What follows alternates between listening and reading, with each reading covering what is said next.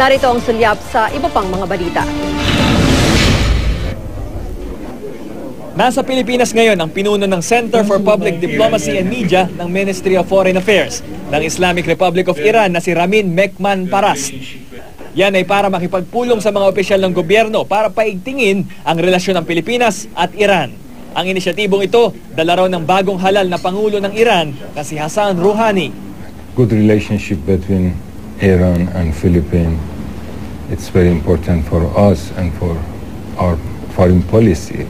We believe that the relationship with our neighbors and the Asian countries is our priority.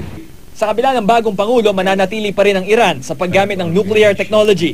Sa agrikultura, medisina at kuryente lang naman daw ang focus ng kanilang nuclear technology at hindi para sa mga nuclear weapon.